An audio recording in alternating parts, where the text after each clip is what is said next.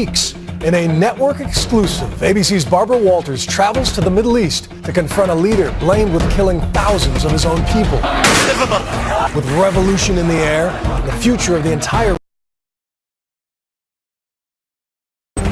Tonight on Nightline, a dictator speaks.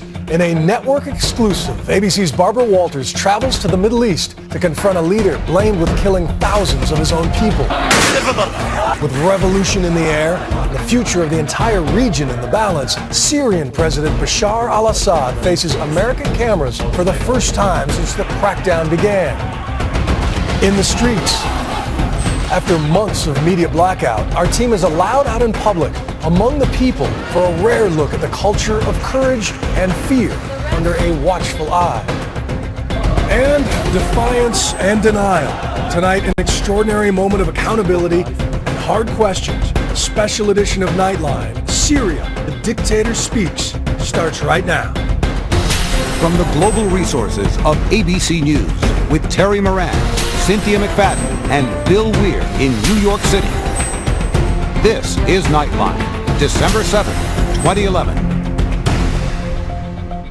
Good evening, I'm Bill Weir, and tonight we bring you a special edition of Nightline. In a major network exclusive, ABC's Barbara Walters is just back from another Arab country seemingly on the brink of overthrowing another dictator's regime, Syria. Barbara is the first American television journalist allowed access to the country since a 9-month-old revolution began. She was invited there to conduct an extraordinary interview with the embattled Syrian President Bashar Al Assad, accused of a brutal crackdown that has taken at least 4,000 lives. Barbara, welcome home. Thank you. You have sat with Saddam Hussein, Gaddafi, Mubarak. How does this man compare? Very different. He's not a grim, strong man the way Mubarak was. He's not a wild, crazy person. At least that's the way Gaddafi seemed to us. He is calm.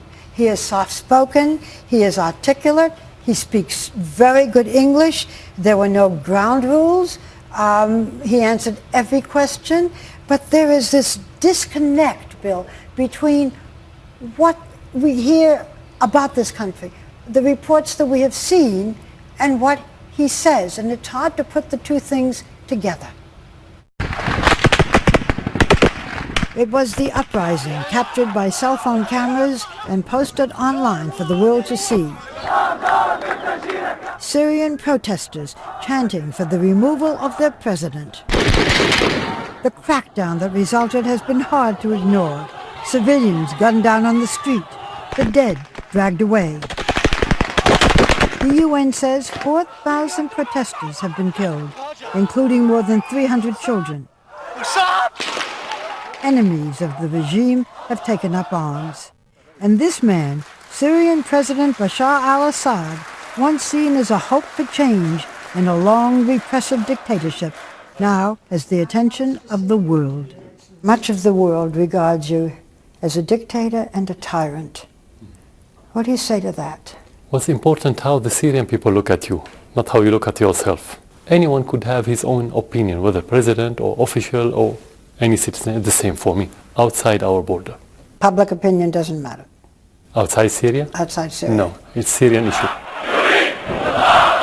Syria's uprising began in March, after fellow Arab nations, Tunisia and Egypt, had thrown out their dictators, and as the world moved against Libyan dictator Muammar Gaddafi. You have seen, I'm certain, the pictures of Egypt's former president Mubarak in jail, pictures of, in Libya, of Muammar Gaddafi killed. Are you afraid that you might be next? No, I'm afraid that the people won't support me, Syrian people. That they won't support you? But I would be happy if they'll support me. I mean, the only thing that you could be afraid of as president, to lose the support of your people. That's the only thing that you should be afraid of. Do you feel now that you still have the support of your people? If you don't have the support of the people, you cannot be in this position. This is Syria. It's not easy. It's very difficult country to govern if you don't have the public support. You feel the majority of the people in this country support you? I said the majority are in the middle. And the majority are not against, to be precise. Syria's Arab Spring began with a handful of teenagers writing anti-Assad graffiti on a school. Those children were taken away. Some reportedly were tortured. And people took to the streets, raging against the regime, and then came the crackdown. The crackdown in the beginning, the brutality, do you think it went too far? I cannot tell you this without the evidence. You ask me to tell you according to rumors or to reports. It's not enough for me as president. I've seen awful pictures of what happened. Why was there such a brutal crackdown? What happened? Well, I'll give you some examples. One example, the writer of a popular protest anthem calling for Assad to step down had his throat slit, and a well-known illustrator who mocked Assad also paid a heavy price. The cartoonist who is critical of you, I've seen his pictures, his hands were broken, he was beaten. Many people criticized me. Did they kill all of them? Who killed who? Most of the people that are being killed are supporters of the government.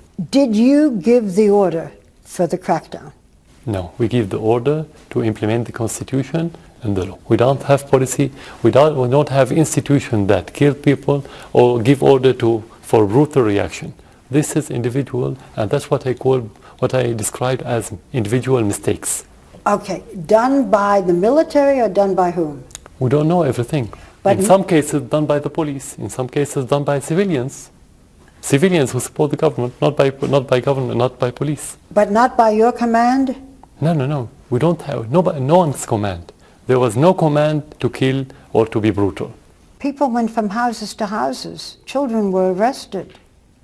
I saw those pictures. But to be frank with you, Barbara, I don't live here. How did you know all this? We have to be here to see. We don't see this. So it cannot depend on what you hear in the United States. But I saw reporters who brought back pictures. Yeah, but how did you verify those pictures? Yeah, so that's why we are talking about false allegations and distortion of reality. Do you feel guilty? I did my best to protect the people, so you cannot feel guilty when you do your best. You feel sorry for the life that has been lost, but you don't feel guilty when you don't kill people. And this is Assad's main argument. His country, he says, is not on the brink of a civil war. The world has been duped by those violent videos, and that this is not a fight against peaceful protesters, but against armed opponents of the regime. That's what he says. That's what he says. The U.S. State Department disagrees. After watching your interview, a spokesman said it's either disconnect, disregard, or he's crazy. I vote for disconnect. He's not crazy. When we come back, Barbara will take us around Damascus and confront the president further.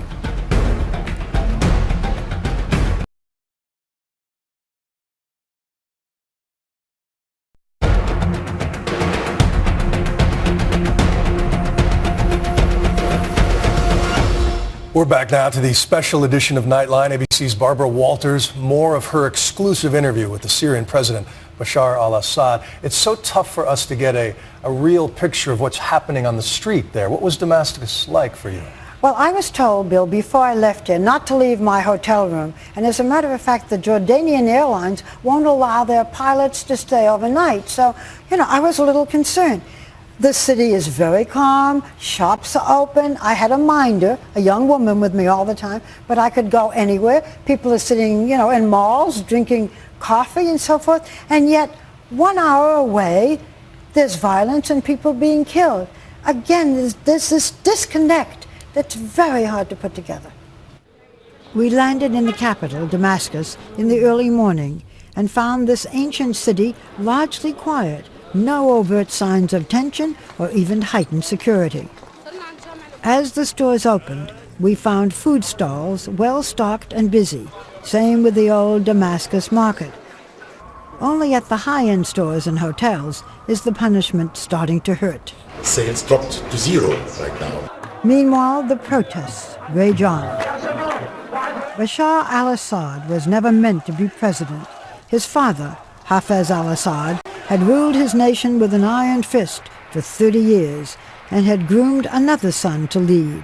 But after that son was killed in a car crash, the president summoned Bashar, then an eye doctor in London, told him, come back to Damascus. Do you sometimes wish that you were still an ophthalmologist? No, but you cannot look back to see yourself as a doctor. Now you have more important position. And indeed he does. Just last month, an independent United Nations commission who interviewed more than 220 Syrians issued a report stating that the Syrian government committed, quote, crimes against humanity, torture, rape, and other forms of sexual violence against protesters, including children. Do you acknowledge what the UN said? Very simply, I would say send us the documents and the concrete evidences that you have, and we'll see if that's true or not. You have a lot of allegations now. Did the UN not send you these documents? Nothing at all. They don't have even the names. Who are the rape people, or who are the tortured people? Who are they? We don't have any name. They didn't. Mr. President, they have issued this report. They have accused you and your regime. According to what? Well, according to what they said, it's 220 people, witnesses, men, women, children, whom they interviewed and identified. And that's when they called it crimes against humanity. As long as we don't see the documents and the evidences, we cannot say yes. That's normal. We cannot say just because the United Nations. Who said that the United Nations is a credible institution? You do not think the United Nations is credible? No. No. You have an ambassador. It has never been credible. Really? Never. The outside world has punished Syria. The United States, European Union, and the Arab League have imposed sanctions targeting Syrian banking assets and limiting travel of top officials. And in the last few months, more and more people have taken up weapons to try to topple this regime. Many soldiers have defected and pledged to bring down Assad. Today, Syria is increasingly dangerous and increasingly alone. The Prime Minister of Turkey, who was your ally, has said, and I quote, "No regime can survive by killing or jailing." Jordan says you should step down. The Arab League, they have suspended you. You've lost all the support of your neighbors and friends. Does that matter to you? Nobody can isolate Syria because of our positions. If they isolate Syria, Syria will collapse. Name an issue that matters in this part of the world, Middle East peace, terrorism, Iraq, Iran, and you will find Syria holds a key role and responsibility. So what happens to this man is of vital importance. You said that if there is any outside attempt to bring you down, it would mean an earthquake. What do you mean by that? No, I didn't say that. I said messing with Syria. Syria is the fault line in the Middle East. When you play with it, you'll have earthquake that is going to affect the whole region. For months now, foreign reporters have not been allowed to enter the country to report on the protesters. Can outside foreign reporters come? They have not been allowed. No, they were allowed, and you are here. I am here, and I have a correspondent here. And but you've been here for 2 days now. Did anyone tell you where to go, where not to go? Nobody. You are free to go wherever you want. So we took President Assad at his word, and with his permission, we sent our correspondent, ABC's Alex Marquardt, to the city of Darabil, where the uprising first began. What is next for this man? Well, he says the country is stable. It isn't. He promises reforms, elections for parliament in 2 months, and he says in 2014, presidential elections with opposition parties, and that if they don't want him, he'll step down. Well, we'll see. In the meantime, it may be too little, too late. Barbara Walters, our thanks to you. And thank you for watching ABC News. We hope you check in for Good Morning America. They'll be working while you rest. We're always online at abcnews.com. Jimmy Kimmel up next. Have a great night, America.